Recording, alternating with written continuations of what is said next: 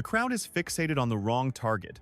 When Caitlin Clark stepped onto the court for Indiana, the entire globe absolutely panicked. The viewership spikes, the empty ticket racks, the brand deals, the debates, all of it. Lenses in. Every stadium locked onto a single figure, precisely the distraction two of her teammates needed, while the masses stared at the 10-5. Superstar Sophie Cunningham and Lexi Hull were engaged in something far riskier than chasing internet fame. They were mutating, in silence, with lethal intent. Cunningham, from deep, unbelievable. Sophie Cunningham displays the sort of brutal introspection that eludes 90% of pros simply because the majority of competitors aren't forced to face it. However, once Clark joins your squad, you either evolve or you go extinct. No third alternative exists. These women stared down a machine that was overhauling the blueprint of their livelihoods live on air, and they refused to whine, refused to fight back. Instead, they exploited it. Forget the headline name for a second.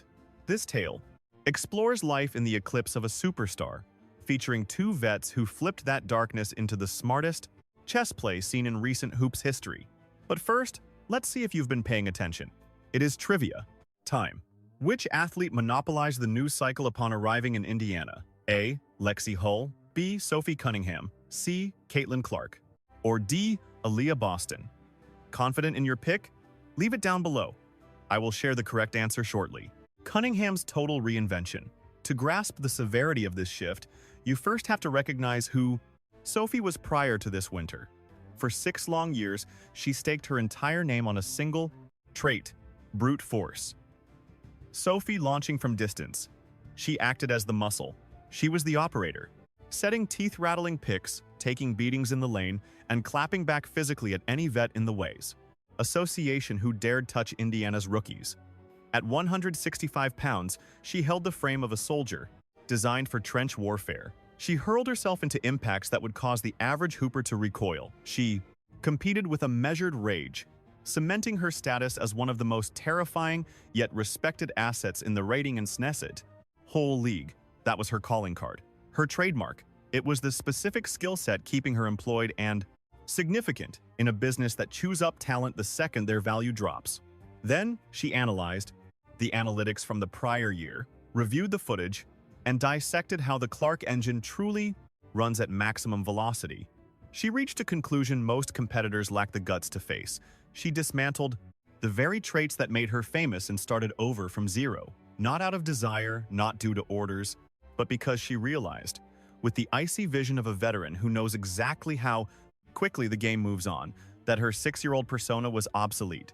The team didn't need that player anymore. Caitlin is just a different beast. She is destined to be the face of the sport.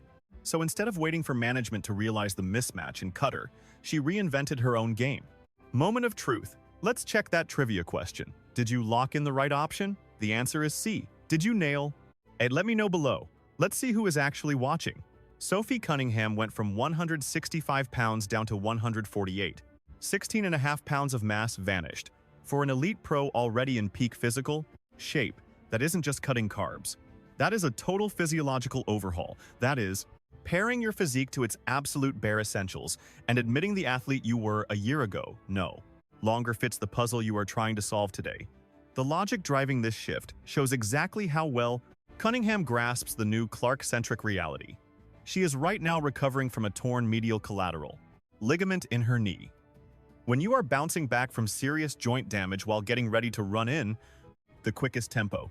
Oh, Cunningham goes down. Good lord, Sophie Cunningham just slammed the deck and highest volume attack in the association. Every ounce of extra weight turns into a risk factor. The physics are unforgiving and absolute. Each added pound drastically multiplies the torque applied to the knee. During rapid braking, instant stops, and violent directional shifts that the Clark playbook requires on every trip down the floor. Sophie analyzed the math and executed the only logical move possible. She cut down to the sleekest, most agile iteration of herself that her frame could support while still maintaining the power to fight. However, this wasn't merely about joint preservation. This was about recognizing what the Clark system truly values. Caitlin's supernatural ability to see the floor breaks, shredding opposing defenses before they can even blink. She launches full-court outlet bombs. Clark is hunting for space. She hits the step-back triple with a velocity and precision that no one in the history of the women's game has ever replicated.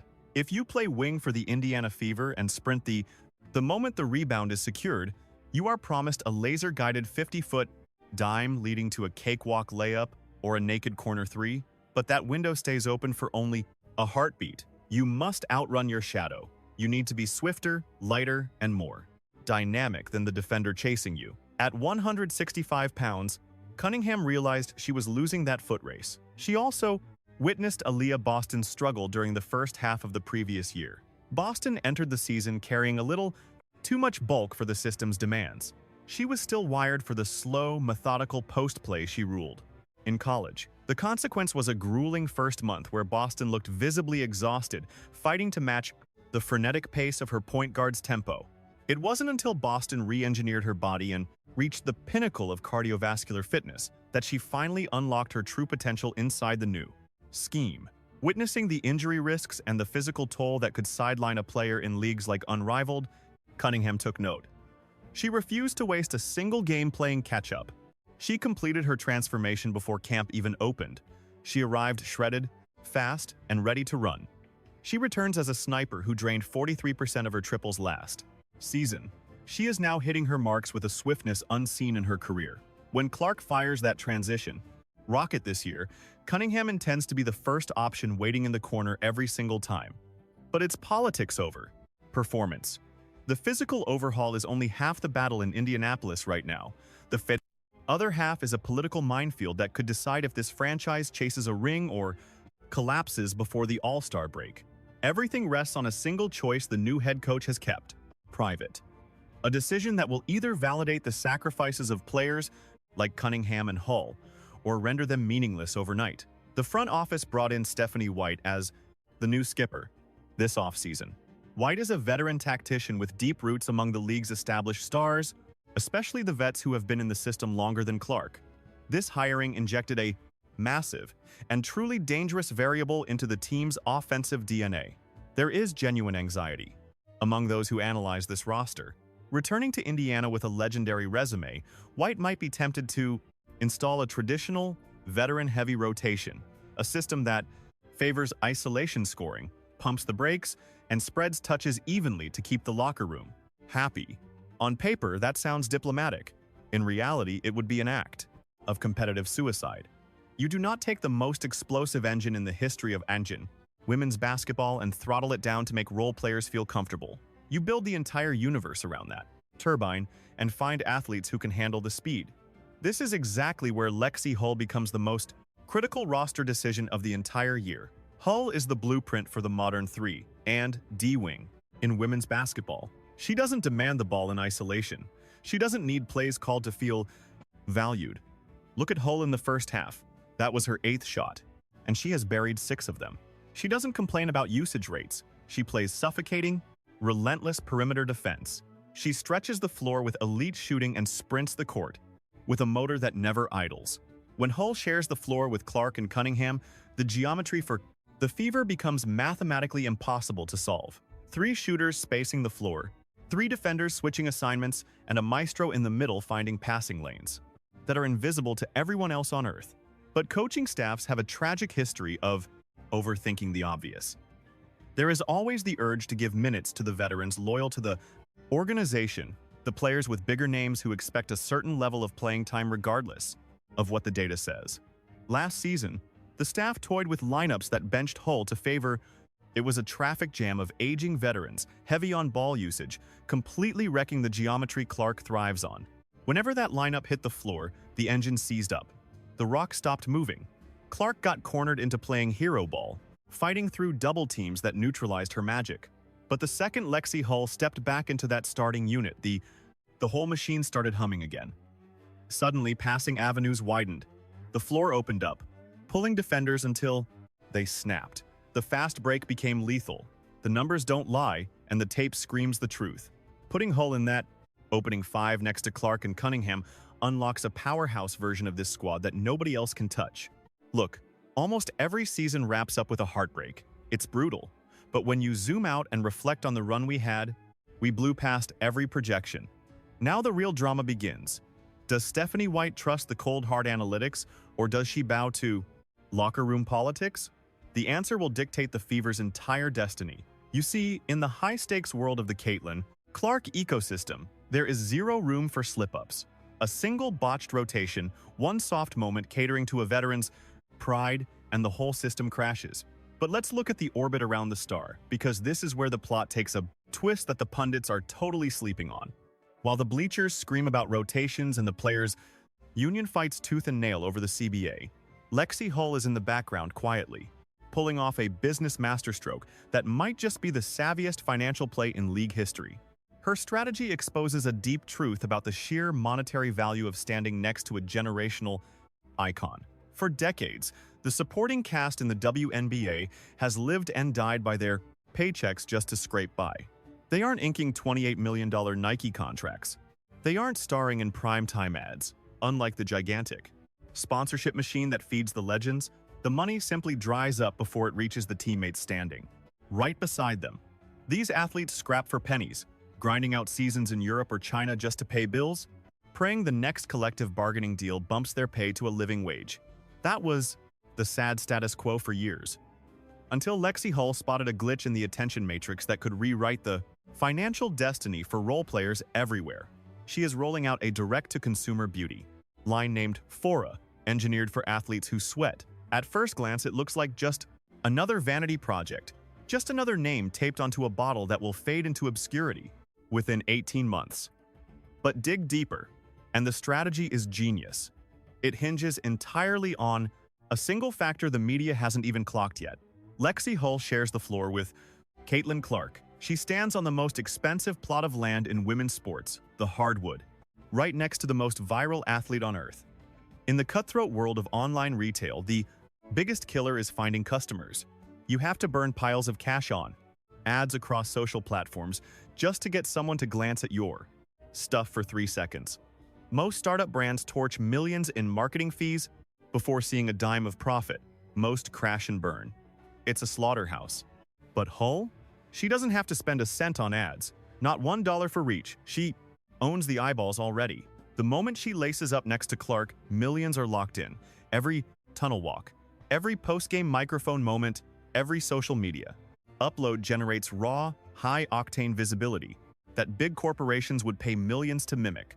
Plus, the Fever Army is gigantic, fiercely protective, and obsessed with anyone who has their superstars back. Iowa's own Caitlin Clark is a national obsession. Fans are traveling thousands of miles just to catch a glimpse. Hull parked herself right in the center of that storm. Now she is transmuting that hype into a private empire where she holds the keys. This is the Clark halo effect, weaponized at the highest level. Clark is the sun. The gravity follows her from the stadium to the tarmac, the checkout line. And the savvy operators in her circle aren't waiting for a handout from the league. They aren't begging at the table for tiny raises that won't change their lives. Cover the monthly housing note in virtually any U.S. town. They are crafting separate income valves that trap the financial runoff generated by sharing the floor with women's basketball's biggest icon. Sophie Cunningham has already spun her exposure into lucrative contracts with household names. But Hull?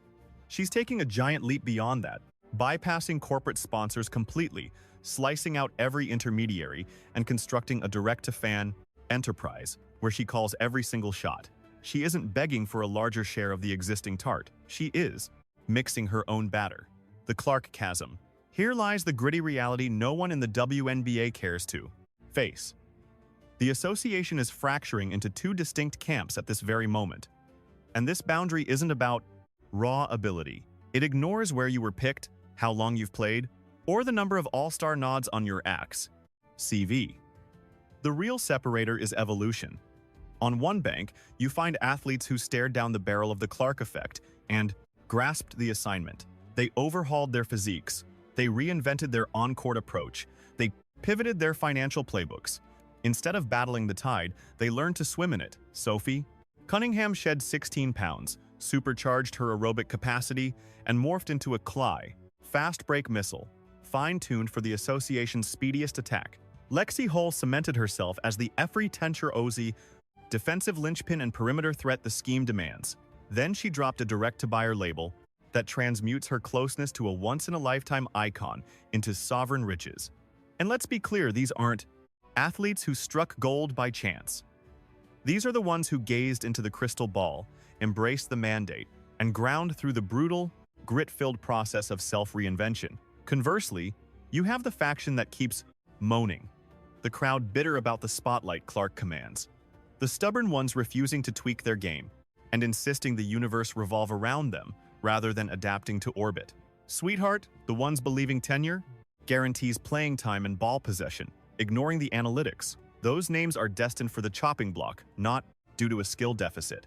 Plenty are exceptionally gifted, but skill devoid of flexibility holds zero value in a competition shifting at warp speed. The WNBA of 3 years from now will be unrecognizable compared to today. It's destined to become quicker, more explosive, financially sharper, and much less forgiving of those unable to maintain the pace. While roster slots go to the early adapters, the leftovers will be viewing from their living rooms, puzzled by their obsolescence.